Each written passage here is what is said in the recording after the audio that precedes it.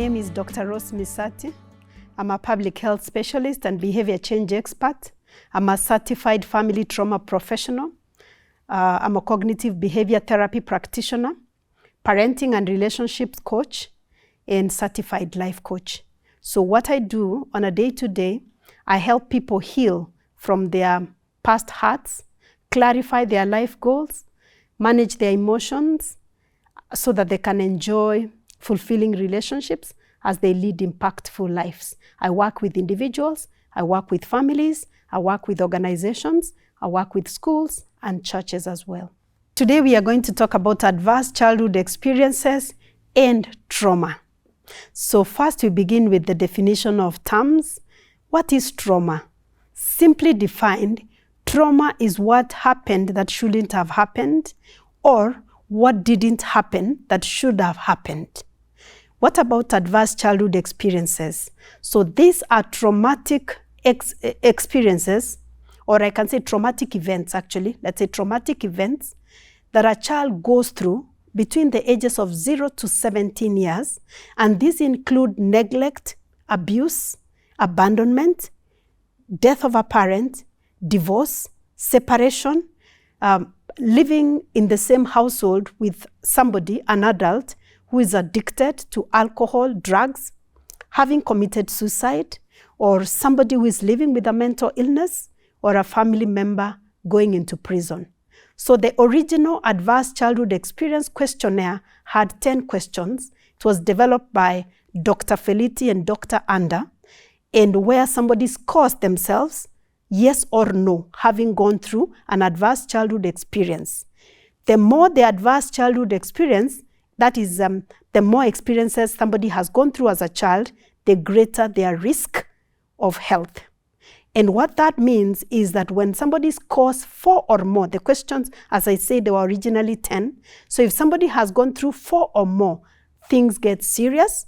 The outcome in terms of their health is worse when they have gone through more ACEs, more adverse childhood experiences.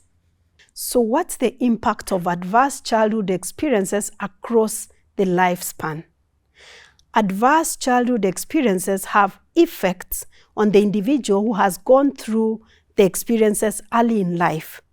And that means the risk of getting chronic health conditions, be it cancers, be it high blood pressure, be it diabetes, be it ulcers, be it autoimmune conditions, the risk is high. In addition, there's also a higher risk of engaging in risky sexual behaviors, getting into addictions, drugs and alcohol, and also struggling in relationships, not to forget the effect of repeating the cycle into the generation, the children, and even the children's children. Because the effect of adverse childhood experiences do not actually end with one generation. They are carried over to the 3rd, 4th, and even 5th generation, because the adverse childhood experiences, ultimately, they have an effect on the genetic makeup in what we call epigenetic alteration. So they affect the genes, and then the genes are passed to the children and even the grandchildren and going forward. So we have trauma that runs across generations. And that means when we have people who are succumbing to chronic health conditions at a very productive age, this impacts their income, this impacts their relationships, and also even this impacts actually in general the economy. So adverse childhood experiences should be a concern to each and every person. Even if you're not affected, in the grand scheme of things, all of us will be affected by adverse childhood experiences because people who have gone through it cannot be productive as they are meant to be. So the impact of adverse childhood experiences across the lifespan. So we begin with the early years.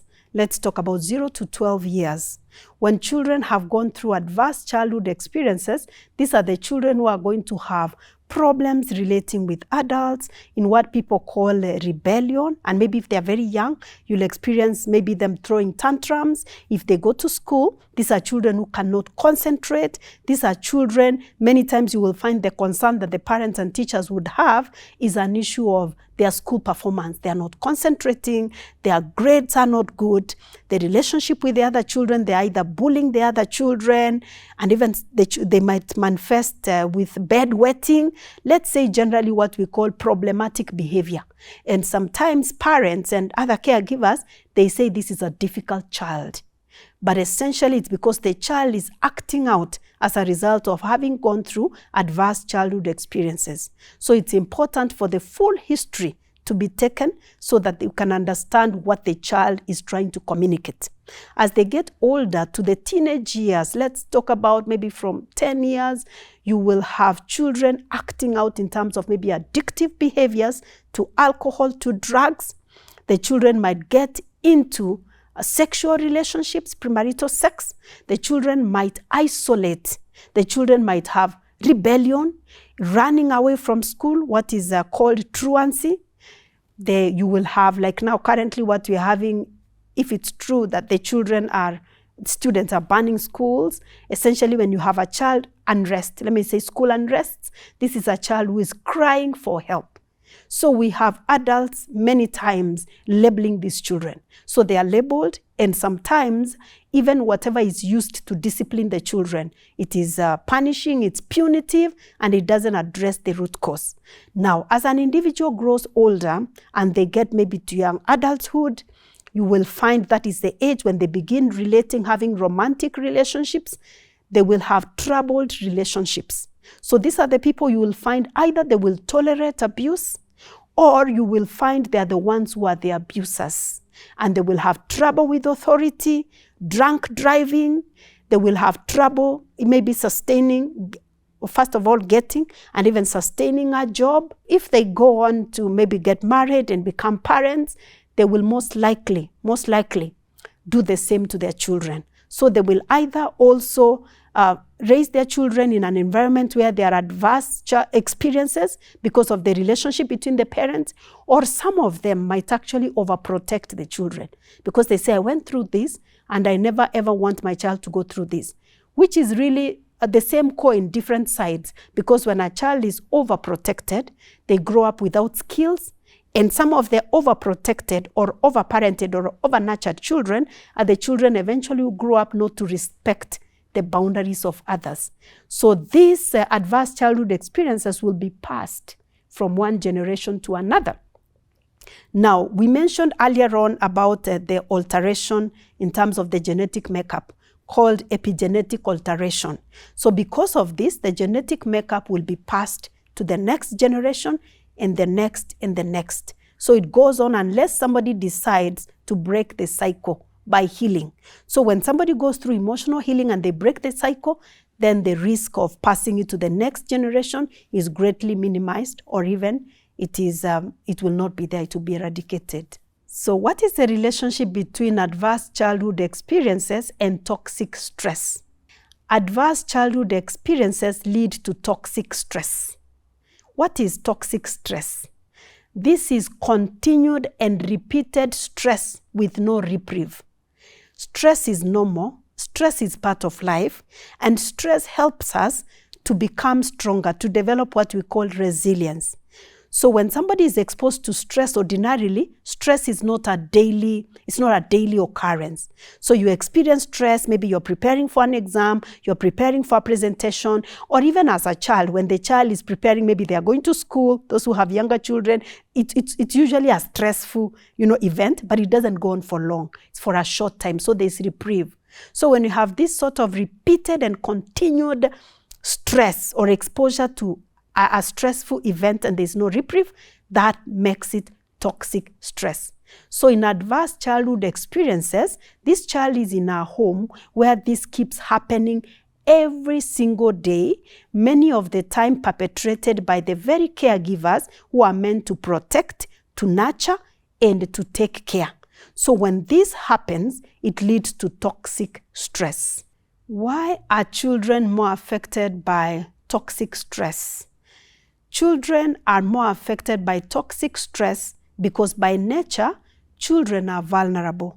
This is because in childhood, we have very fast development of the brain and even of the body. So because of the rapid growth and development that is happening, it makes the children to be more vulnerable to adverse experiences, and that's why we are calling them adverse childhood experiences. So children are more vulnerable in this way, and also what makes children to be more at risk is because children are dependent. Children have got no resources to decide that this is not working for me, let me run away. Children depend on adults for their physical, emotional, social, and even spiritual support. So the very person who is meant to nurture the child, who is the primary caregiver, is often the cause of this toxic stress that comes as a result of adverse childhood experiences. So a child has got nowhere to turn to. And many times, because by nature, children are egocentric. Children think that the world revolves around them, which is a good thing because they are meant to look out for themselves. But however, on the flip side, when things are not working at home, the child blames themselves. They say, I must really be a very bad child, and that is why this is happening. So they take ownership. They own whatever is happening, and they take it very personal, so to speak. So that means that the children will be more vulnerable. They have nowhere to turn to. But when somebody is grown, they have a way. They either have the resources, they have places to go, they can decide this is not working for me. But children don't have that luxury. They don't have that opportunity because everything has to be decided by their primary caregivers.